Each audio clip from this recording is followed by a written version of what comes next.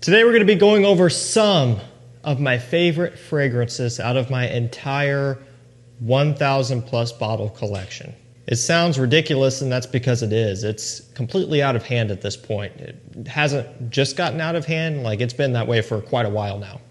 My last collection video was quite a few years ago at this point. I went through and covered everything. I even tallied it up in the corner so you could see how much it was worth. And at that point, it was pretty absurd, but it's just gotten worse.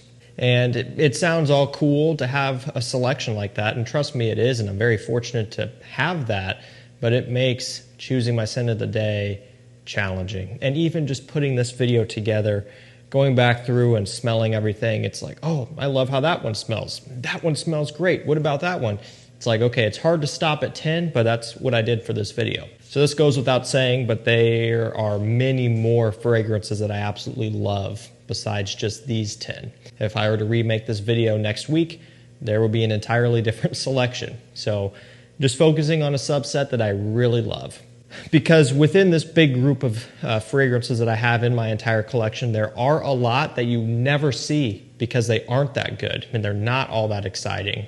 And so more than what you would think. So these are the ones that are really good, really special to me. I'll link all these down below, but more importantly, new releases, rare, discontinued fragrances, everybody wants them. So if you jump on my mailing list and texting list, I'll get them to you for great prices every time they pop up, which there's been some really good finds here recently. I send out a notification so you don't want to miss out. First up, we have Mancera Intense Cedrat Boise. Formerly, Mancera Cedrat Boise was one of my all-time favorite fragrances, pretty much ever. It was my first ever niche purchase, one that I have worn consistently. And there have been points in time where I would wear that exclusively for days at a time, even up to a week at a time. It would be my signature scent, something that I'd be hooked on for a little bit. Now that they've released the intense version that I've gotten in and spent some time with, this is my new favorite. It simply just outdoes the Eau de Parfum in pretty much every way. Performance, richness, depth, everything about it is just better. Even nowadays, the new Mancera presentation is better. Instead of the twist-off caps of the old days, you get a magnetic cap, and then you get a nice pressurized atomizer as well. So they've updated everything about this, the scent itself and the new presentation, which isn't exclusive to Intense Cedrat Boise. All the new Manceras come that way, but it was also a nice touch compared to my old bottle. And I still have my EDP. It's missing quite a bit. I've shown it before, and I've got a backup of that as well, which probably is never going to be touched at this point because this is the only one that I really want to wear. If I'm craving Cedrat Boise, I simply just reach for the Intense at this point. This one's great for pretty much any time of the year. Spring works well. Summer, if you limit your sprays and you know what you're doing, works well. Fall and winter, also great. I mean, this one could be worn for anything, and that's part of the appeal behind this one for myself and a lot of people. It's a great compliment puller as well. Again, to lean in on the performance side of things, it does a really good job of lasting on your skin. I love this stuff. One thing I completely glossed over was the price point as well. It's a niche fragrance you can get for right around $100. You just can't beat that stuff. That's cheaper than a lot of designers these days. Next up, we have Tom Ford Ombre Leather. So speaking of a lot of designers these days, this is kind of the price point. Although Tom Ford has always been expensive. I mean, think about this, Tom Ford fragrances, private blend, always expensive. A few years back, they started coming out with these signature releases, which are taking and pulling from the private blend and putting them into this line, which is a little bit more affordable, still expensive. That's how Tom Ford has been. A lot of these other designer brands, you take a look at a lot of YSLs and Armani's and to some extent even some Gucci fragrances and things like that. Typically, right around $100 retail. No longer is that the case. A lot of these elixirs and parfum flankers are in excess of $150+. So, at this point, Tom Ford doesn't look all that bad anymore. And Ombre Leather is a great leather scent. It's a lot easier to wear compared to something like Tuscan Leather, which is still a legend, and a lot of people know it. A lot of people still really enjoy it. I enjoy it, but just from a versatility standpoint, Ombre Leather is really hard to beat. It's one of the most wearable leather fragrances out there. Great quality, It's not earthy and animalic like Tuscan leather and some other leather fragrances might be to some extent. So it's going to be another great compliment getter, decent performer. You could also go for the Parfum. I'm kind of split on them, honestly. There's times where I kind of like the Parfum better. There's times where I just like the original Eau de Parfum better. So, you know, a price difference, depending on how much of a gap there is, that might help make up your mind. I think at this point they're not too far off, so it just comes down to whatever you like the smell of better, because performance wise they're kind of in a similar wheelhouse as well, so it just depends. Next up we have Spicebomb Extreme. You know, the Spicebomb Eau de Toilette DNA is super nostalgic for myself and so many other people. I mean, that was a signature scent for a lot of guys for a good period of time. And it's genius, really. I think the marketing is what really helped this one excel the way that it has, at least talking about the EDT. People see a grenade bottle, and I mean, come on, that's just cool. You have this little detail as well, even more exciting. And then couple that with a super sweet, head-turning, spicy, compliment-pulling DNA. It's just a recipe for everybody liking it and wanting it. I think this one probably spread through word of mouth like crazy, because I mean, you could just go over to your friend's house, and if he's got this sitting on his nightstand or his dresser, you're going to want that too. So really cool kind of rise to the top for Spicebomb. At this point, the EDT's played out. Most have kind of moved on from it. That's where you get into things like Spicebomb Extreme and some of the night vision flankers, which are good in their own little, you know, nook over there off to the side. But I think at this point, Spicebomb Extreme is at the top of the game.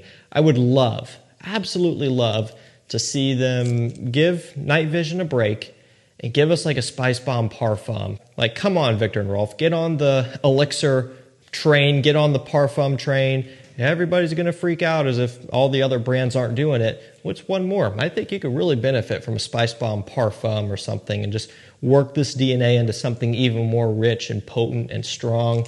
That would be cool. Next up, we have Y Eau de Parfum Intense. This one has really stuck with me. A lot of new releases will just kind of dissipate from my existence in one way or another. Like, I'll get it in, I'll do a first impressions, it'll smell okay, I'll maybe do a review later on, maybe it'll get tossed in a couple lists, but then over time it just kind of dwindles off. It just starts collecting dust somewhere on my shelf or on the floor, and that's about the end of it, because a lot of new releases are just kind of cookie cutter to some extent. But this is one that is not. It's really kind of risen to the top to some extent for me, to where now it's going to be getting worn more than the Eau de Parfum and the Parfum in the Y lineup. This one, it just takes away the sweetness, focuses a lot on the aromatics, and there's a little bit of an extra layer of woods and kind of not earthy notes, but just a kind of a patchouli woody undertone that I've started to notice on this one that I just didn't pick up on when I first got it. But here recently I've been either wearing it or just coming down here and smelling it off the atomizer, and I've been picking up on just like an extra layer that just wasn't there before. Interesting. So this one just keeps getting better and better for me. I love it. I think it's a great option for a lot of people who are a little bit off-put by some sweet apple forward fragrances like Y EDP. This one is so wearable. Another great compliment getter, great performer, and already on discounters for like $105. It's really not bad in the grand scheme of the designer world these days. It actually is a little bit cheaper than the Eau de Parfum, which is pretty cool. It's also cheaper than the Le Parfum right now and even Y Eau Fresh. So it's a good time to buy Y EDP Intense. Next up, we have Azzaro, the Most Wanted Parfum, another easy favorite of mine. I still love Wanted by Night, but it's kind of one of those deals where I've shifted away from it a little bit, really focusing in on this. It's just kind of the newer kid on the block. It's a bit more exciting for me. Now, I understand they've released, what is it? Azzaro, the Most Wanted EDP Intense or something. I know there's some sort of new Wanted out there. I haven't gotten it in yet, obviously, but I would like to try it. I can. But right now, just in terms of what I have, which is all of them except for the new one, the Most Wanted Parfum is my favorite. Again, it's right there with Wanted by Night. In terms of nostalgia, Wanted by Night is on top. But in terms of just what I've been wearing more of and just kind of gravitating towards more, it would be the Most Wanted Parfum. I just like the opening. It has kind of this fizzy grape soda almost opening smell, kind of bubbly, bright, and then it dries down to a slight boozy vanilla and some woods and a little bit of a spicy note. It's something fun and exciting. Kind of getting on to something that's really good for summer and even spring if you wanted. Terre de Hermes Eau Givree. This is taking place of Eau Très Fresh, which has been discontinued. So what is it? I mean, it's that classic earthy, kind of orangey, woody DNA, but just with a fresh twist. A lot of citron in here, which is giving it kind of, no surprise, a citrusy, kind of bright variant. And so with this one, it is less orange, more like a bergamot, lemony, sour opening. But it still does maintain a similar idea, a similar personality, which is a gentlemanly, kind of mature, down to business, masculine scent. You know, this compared to a lot of the new releases these days, which are very sweet, this is something completely different. So there's a lot of reason to look into this one if you just want something that is going to stand out in a world full of sweet men's fragrances. This one is just kind of more of a traditional style. This next one here is, I mean, I guess discontinued, but it was never in like full production anyway. It was released as a limited edition from the very beginning. So they were upfront about that when this one came out, and I made sure to tell people as well, because now it's getting to the point where availability is getting harder to find. Just recently, though, it did pop into stock on discounters. Of course, I sent out an email, and I've been making a grave mistake that I'm going to tell you about. It's Dolce & Gabbana Light Blue Italian Love. Absolute perfection. It's a fantastic grapefruit, bergamot, watery, ozonic scent. Obviously, very similar to Light Blue Forever. This one just has a bit of grapefruit. This one just has a bit of bergamot thrown into the mix to give a little bit of support. So it's still very grapefruit heavy, but there's just a little bit more to kind of knock that back a little bit, because Light Blue Forever is grapefruit through and through, and that can be a bit too much sometimes. And so this one was released, I think, probably I guess a year after, maybe not even a full year after Light Blue Forever. Maybe it was about a full year after, something like that. And for a limited edition from the start. And Light Blue Forever at this point is also discontinued, so both of these are getting harder to find. And the mistake I've been making is that I only have one bottle of this. Surprisingly, coming from a backup bottle obsessed person like myself, I only have one. Every time it comes into stock, I notify my lists, and so you guys go in and buy it up, and then it sells out, and then I'm kind of like, oh, you know what? Maybe I should have gotten one. There's actually been times where it's come into stock, and I've bought it, but then it sells out, and then my order gets canceled, and so everybody else's gets fulfilled. So it's one of those things where it's like I feel good because someone else got my bottle, but at the same time, I'm like, yeah, you know, is what it is. At some point, I'll end up grabbing a backup. It's not dire need because I still have Forever, and this one is still doing good in terms of level. But when I love something this much, I just sleep better at night knowing I have an unlimited supply of it, which I will get there at some point. A lifelong favorite of mine, not really lifelong, but since the beginning of my collection, favorite of mine, Dolce & Gabbana, the One Eau de Parfum. Man, still to this day, a masterpiece, a beauty of a scent. One of my favorite evening hangout and relax scents. You know, also great for a date night as well. Anything that you can think of, you could wear this one for. Just this combination of tobacco and amber is so well done, and it's iconic. It smells fantastic. You know, what's nice about this tobacco scent is you're not going to walk around smelling like an ashtray or like a cigar or like a cigarette or really anything like that. It's a very tame and mild tobacco, which is probably not all that surprising considering this has such wide success. I mean, if it really smelled that way, then I don't think people would be wearing it all that much. It's also one of the best compliment getters you can buy, even still. So much to love about the one eau de parfum, and I do, in fact, have a lifelong supply of this. I went through and I bought a bunch of 2015, 2016 bottles just because I wanted to get to as close to as original form as possible. And I'm not saying that this has been reformulated to the heavens, right? I'm not going to start that rumor or that chit chat, but I just, for personal reasons of just wanting to preserve that scent memory the best as possible, I went and got all those original year and 2016 bottles, and I've got enough at this point. Valentino Uomo Intense is a favorite of mine. Got to get some iris in here. You're probably surprised I haven't yet, but here is my choice. Again, guys, so many other options. Dior Homme Intense, Dior Homme Parfum, Gentleman Reserve Privé, Carolina Herrera Iris Empire, Prada L'Homme Intense, just to name a few. Any and all of those could have been in here, but got to choose one.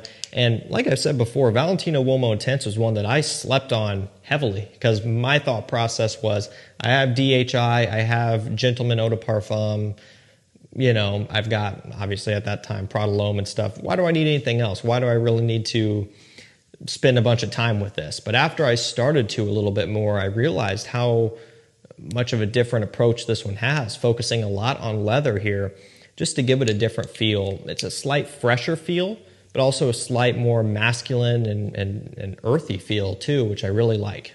Last up for this video, we have Dior Fahrenheit Le Parfum. I love it. It's one of the few remaining Fahrenheits that you can buy. You know, I don't even know if it's still officially in production. Maybe it is, maybe it's not. There's an abundance out there because it's in stock on all the major discounters right now, but it's always been in and out. So I don't know, you know, I don't expect this one to stay around forever given the track record of all of the others. Fahrenheit 32, Fahrenheit Absolute, Fahrenheit Cologne, and what was the other fresh one? Fahrenheit Aqua. They're all gone at this point. So really now it's Fahrenheit EDT or this. Don't miss your time period to get this because eventually this will be like Fahrenheit Absolute where everybody wants it, but you can't get it. Alrighty guys, that's gonna do it for me. Some of my favorite fragrances out of my 1,000 plus bottle ridiculous collection. Again, like I've said before, don't strive for something like this because it's just more headache than what it's worth for, you know, most people out there unless you're making content off of it like I am, and even still it's just kind of, you know, inconvenient at times. But it just kind of gives you an inside look into what I like to wear the most and what I just, you know, really have connections with. Links down below. And again, new releases hitting discounters faster than ever. Y Elixir, Paradise Garden, all of those types of things are coming in well below retail. It's fast, you know, they've been hitting really quick. So I send out notifications each time to my mailing list, texting list, along with rare discontinued stuff popping up here quite often as well. Thank you so much for watching. Stay safe, stay healthy. We'll see you tomorrow with another one. Take care.